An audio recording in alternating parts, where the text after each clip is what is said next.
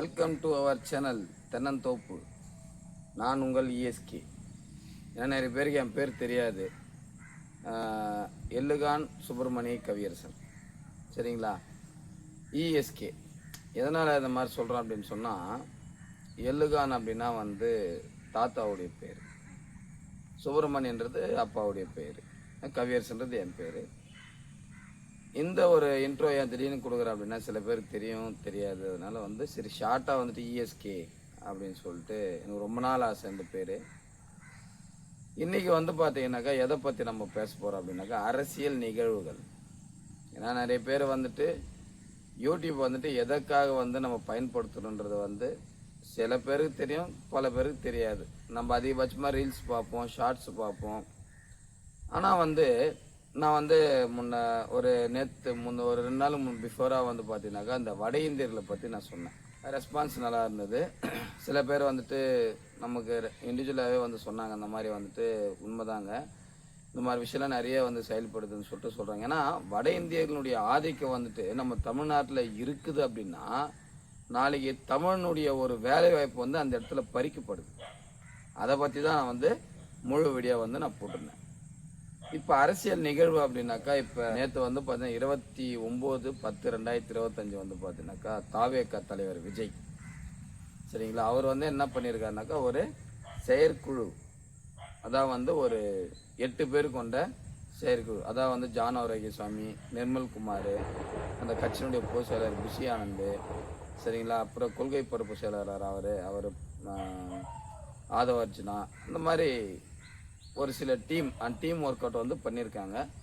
Plus அந்த விவசாயத்தினுடைய, இப்போ நம்ம எடப்பாடி பழனிசாமி போயிருந்தா இல்லைங்களா, எதிர்கட்சி தலைவர், எதுனாக்கா அந்த தஞ்சாவூரில் போய் நெல்லெல்லாம் முளை வந்துடுச்சுன்னு சொல்லிட்டு போனாங்களா, அதுக்கு கண்ணன் தெரிவித்து தாவேக தலைவர் ஒரு அறிக்கை போட்டிருந்தாங்க. இப்போ கரூர் சம்பவத்துக்கு அப்புறம் 30 நாள் கழிச்சு தாவேக தலைவர் இந்த மாதிரி ஒரு ட்வீட் போட்டிருக்காரு. அதுக்கு நிறைய பேர் வரவேற்பு கொடுத்துருக்காங்க. ஆனால் இப்போ 30ஆம் தேதி 10/2025 இன்னைக்கு மதிப்பிற்குரிய மரியாதைக்குரிய தேவர் ஐயானுடைய இன்று ஜெயந்தி, தேவர் ஜெயந்தி, முத்துராமலிங்க தேவர் ஜெயந்தி, சரிங்களா. தேவர் ஜெயந்தி அவருடைய அந்த நினைவாக இன்னைக்கு மலர் வளையம் வச்சு நம்மளுடைய தாவேக தலைவர் விஜய் மரியாதை செலுத்தினார். ஆனால் ஒரு முக்கியமான ஒரு அரசியல் நிகழ்வு அப்படின்னா, அனைத்து இந்திய அண்ணா திராவிட முன்னேற்ற கழகத்தினுடைய முன்னாள் அமைச்சர் திரு செங்கோட்டையன் அவர்கள் பார்த்தீங்கன்னா டிடிவி தினகரன், அம்மா மக்கள் முன்னேற்ற கழகத்தினுடைய ஒருங்கிணைப்பாளர் பொதுச் செயலாளர் திரு டிடிவி தினகரன் அவர்களும், முன்னாள் முதலமைச்சர் திரு ஓ பன்னீர்செல்வம் அவர்களும் 3 பேருமே ஒன்று திரண்டு நம்முடைய தேவர் ஐயாவுக்கு தேவர் ஜெயந்தியில் மரியாதை செலுத்தினாங்க. நல்ல ஒரு விஷயம். இதனுடைய அரசியல் நிகழ்வுன்றது எதை குறிப்பிடுது அப்படின்னு சொன்னால், அதான் அதிமுகவில் சில குழப்பங்கள் நீடிக்கிறதுன்றது நம்ம எல்லாமே ஒரு தெரிஞ்சு அறிஞ்ச விஷயம். அவர் ஒரு 10 நாள் கெடு வச்சார். ஒரு நல்ல ஒரு லீடராக நம்ம ஆப்போசிஷன் பார்ட்டி திரு இபிஎஸ் அவர்கள் பார்த்தீங்கன்னாக்கா ஒரு ஆக்ஷன் எடுத்தார். அவர் அமைச்சருடைய பதவி பறிச்சார். பட் அவர் கட்சியிலேருந்து நீக்கலை. இப்போ விமர்சனம் நம்ம பண்ணுறதுக்கு எதுவுமே இல்லை.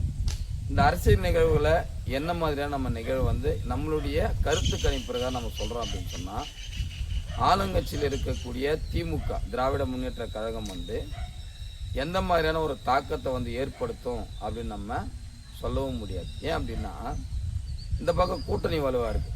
திமுக சைடில் கூட்டணி ரொம்ப ரொம்ப பலமாக இருக்குது. மீண்டும் ஆட்சிக்கு வரலாம், சரியா. இந்த பக்கம் எதிர்கட்சியாக இருக்கக்கூடிய அனைத்து இந்திய அண்ணா திராவிட முன்னேற்ற கழகம் கூட்டணியில் பலவீனமாக இருக்குது, சரிங்களா. எதனால் பலவீனமாக இருக்குது அப்படின்னு சொல்கிறோம்னா, அதிமுகவில் இது வரைக்கும் பாமக எந்த ஒரு அறிக்கையும் விடலை, சரிங்களா. தேமுதிக அந்நியர் ஜனவரி மாதம் அதுக்கப்புறமா தான் கூட்டணின்னு சொல்லிட்டு அறிவிச்சிருக்காங்க. வேலை தாவேக்கா அதிமுகவோட இணைஞ்சிருச்சு அப்படின்னாக்கா ஆட்சி பிடிக்க எனக்கு தெரிஞ்சு ஒரு 100% பாசிபிள். இல்லை அப்படின்னா கூட்டணி இல்லை. இப்போ அதிமுகனுடைய கூட்டணியில் யார் இருக்காங்க அப்படின்னாக்கா நமக்கு எல்லாம் அறிஞ்ச விஷயம் தான் பிஜேபி. கரூர் சம்பவத்துக்கு அப்புறம் விஜயனுடைய ஜட் பிரிவு பாதுகாப்பு கேட்குறப்போ மத்திய அரசாங்கம் நடத்தின பிஜேபி வந்து பார்த்தீங்கன்னா அந்த தாக்கத்தை வந்து நிராகரிச்சிட்டாங்க. என்ன அப்படின்னா, நான் உனக்கு ஜட் பிரிவு நான் கொடுக்குறேன், பாதுகாப்பு கொடுக்குறேன், பட் பதிலுக்கு எனக்கு என்ன கொடுக்குறேன்? ஸோ நீ இப்படி ஒரு விஷயத்த வந்து நீ வாங்குறனாக்கா இன்னொரு விஷயத்த நீ எனக்கு கொடுக்கணுன்றது வந்து பிஜேபியினுடைய முழு கவனத்தை வந்து கூட்டணியில் செலுத்துகிறாங்க. ஏன் அப்படின்னா, பிஜேபியினுடைய ஆதிக்கம் வந்து 2029 சரிங்களா, அவங்களுக்கு தேர்தல் வந்து பார்த்தீங்கன்னாக்கா பிரதமர் எலெக்ஷன் சரிங்களா, மக்களவை தேர்தல் வந்து 2029 தான் எனக்கு வந்துட்டு மெயின். 2026 சட்டமன்ற தேர்தல் வந்து எனக்கு வேணும். அதான் வந்து என்னுடைய பிஜேபியினுடைய அந்த தாமரை வந்து தமிழ்நாட்டில் மலரன்னு சொல்லிட்டு நம்ம மூத்த பேச்சாளர் தமிழிசையில இருந்து அண்ணாமலையிலிருந்து இப்போ தமிழ்நாட்டுடைய பாஜக தலைவர் திரு நயனார் நாகேந்திரன் வரைக்கும் எல்லாருமே வந்து சொல்ற ஒரே ஒரு வேதவாக்கு தமிழ்நாட்டில் தாமரை மலரணும். அதுக்கு யார் உதவி வேணும் அப்படின்னு சொன்னா உதவி வேணும். அதிமுகவுடைய உதவி இருந்தாதான் பிஜேபி வந்துட்டு தமிழ்நாட்டில் இங்க நிக்க முடியும். அதே மாதிரி சென்ட்ரல் கவர்மெண்ட்ல மத்திய அரசுல ஏதாச்சும் நமக்கு ப்ராப்ளம் வருது, இடி பிளஸ் வந்து பலதரப்பட்ட விஷயங்கள் நமக்கு வேணும் அப்படின்னா அதுக்கு அதிமுக பலம் எது சேர்க்கனாக்கா பிஜேபி சேர்க்கணும். சரி, ஓகேவா? இப்ப இந்த கருத்து கணிப்பு அடிப்படையில அதிமுக வந்து எதன் அடிப்படையில் பலவீனமா இருக்கு அப்படின்னா, தேமுதிக இன்னும் கூட்டணிக்கு வரல, பாமக இன்னும் கூட்டணிக்கு வரல, விசிக அந்த பக்கம் திமுக சைட்ல மட்டும்தான் வந்து பலமா இருக்கு. விசிக சப்போஸ் அதிமுக கூட இணைஞ்சாங்கன்னா பாமக பிளஸ் வந்து பாமக இணைஞ்சாங்கன்னாக்கா விசிக வராது. விசிக இணைஞ்சிட்டு பாமக வரல அப்படின்னாக்கா கொஞ்சம் இழுபறியில வெற்றி காண முடியும். எது அதிமுக எந்த ஒரு நிகழ்வுமே வரல அப்படின்னாக்கா திமுக அந்த இடத்துல கண்டிப்பா மீண்டும் ஆட்சி அமைக்கிறதுக்கு 100% பாசிபிள் இருக்கு.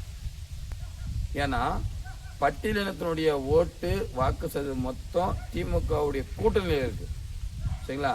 மற்ற சமுதாயத்தின் அடிப்படையில் இருக்கிற அனைத்து சமூகத்தின் பிரதிபலனா திமுக இருக்கிறதுனால மீண்டும் ஆட்சிக்கு வர்றதுக்கு பாசிபிளா இருக்கு. இல்லைங்க, கூட்டணி உடையுது, கூட்டணி வந்து பிரச்சனை இருக்கு அப்படின்னு சொல்றப்போ அதிமுகவில் வந்து கூட்டணி வருது அப்படின்னா அப்போ அதிமுகவுடைய அந்த கூட்டணி பலன்றது அதிகப்படும். அப்போ அதிமுக என்ன பண்ண அந்த நேரத்துல தாவேக்க உள்ள வருது அப்படின்னா, ஒன்னு டெப்டி சிஎம் நான் உனக்கு இத்தனை சீட்டு ஒதுக்குறேன், கூட்டணிக்கு அப்பாற்பட்டு கூட்டணி கட்சிலாம் வந்து அதுக்கப்புறம் தாவேக்க வருது அப்படின்னா நான் உங்களுக்கு இவ்வளவு சீட்டு ஒதுக்குறேன், நீங்க ஜெயிச்சுக்குங்க சரிங்களா. என்னுடைய கூட்டணி அதான் வந்து அதிமுக உங்க கூட்டணி நீங்க சேர்த்து தாவேக்கா கூட்டணியை சேர்த்து பலம் காணி ஒரு ஆட்சி அமைத்துக்கு வழிவகுக்கலாம் என்றது ஒரு கருத்து கணிப்பு. இல்ல தாவேக்கா வந்து இப்போ வரைக்குமே எந்த ஒரு கூட்டணி எதுவுமே அலசாரெல்லாம் இப்பதான் வந்து இன்னும் பூத் லெவல்ல எந்த ஒரு ஏஜென்ட்டும் போடல, அவங்க இன்னும் மாவட்ட செயலை வந்து இன்னும் பாதி பெண்டிங்ல இருக்கு. இந்த மாதிரி விஷயங்கள் எல்லாமே அவங்க முழுமடியாம நம்ம பண்ணலாம் பண்ணலாம் பண்ணலாம் அப்படின்னா அதனுடைய தாக்கம் வந்து அதிமுகல பெருசா பிளவுபடாது சரிங்களா. அப்போ தாவேக்கா ஜனவரி பிப்ரவரி மாசத்துக்கு அப்புறம் தான் கூட்டணி அறிவிக்கிறேன்னாக்கா அதுக்கப்புறம் அதிமுக எல்லா கூட்டணியும் வந்து சேர்ந்துரும். எல்லாருடைய மொத்த பலமும் வந்து கூட்டணியில் இவ்வளவு கூட்டணி இருக்கு, இந்த கூட்டணிக்கு இவ்வளோ சீட்டுன்னு சொல்லிட்டு ஒதுக்கிடுவாங்க.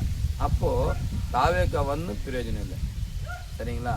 ஸோ ரெண்டு பக்கமே இழுபறின்றதுனால நமக்கு இப்போ இருக்கிற சூழ்நிலையில நம்ம ஒரு கருத்து கணிப்பு என்ன பண்றோம் அப்படின்னா, திமுக இந்த நேரம் அதாவது வந்து இந்த அக்டோபர் 30ஆம் தேதி வரைக்கும் திமுக கூட்டணி பலமா இருக்கு.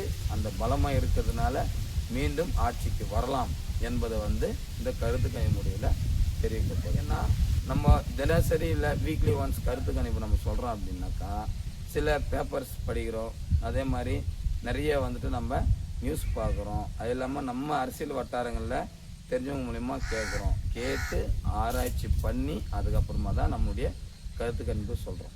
தென்னந்தோப்பு சேனல் வந்துட்டு சின்ன சேனல்ல ஓகே அப்படின்னாக்கா இது எனக்கு தெரிஞ்ச ஒரு கருத்து கணிப்பு சரிங்களா.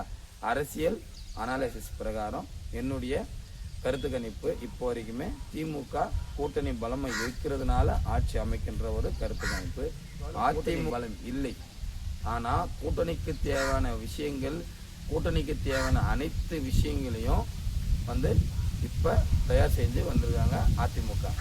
ஆனால் தாவேகா அதிமுக இணைஞ்சி, பாட்டாளி மக்கள் இணைஞ்சி, தேமுதிக இணைஞ்சா 100% 2026 முதலமைச்சர் வேட்பாளர் திரு EPS தலைமையில் இந்த அதிமுக கவர்மெண்ட் கண்டிப்பாக அமைக்கும். சரிங்களா? ஆனால் இப்போ வரைக்கும் நான் சொன்ன கருத்து கணிப்பு. சரிங்களா? இந்த மாதிரியான அரசியல் நிகழ்வுகள் அனைத்திலுமே நீங்கள் தினமும் என்னை சப்போர்ட் பண்ணுங்கள். எனக்கு தெரிஞ்ச கருத்து கணிப்பின் மூலமாக உங்களுக்கு நான் தெரிவிக்கிறேன். ஸோ இன்று நாள் இனிய நாளாக முடிவடையட்டும். நன்றி, வணக்கம்.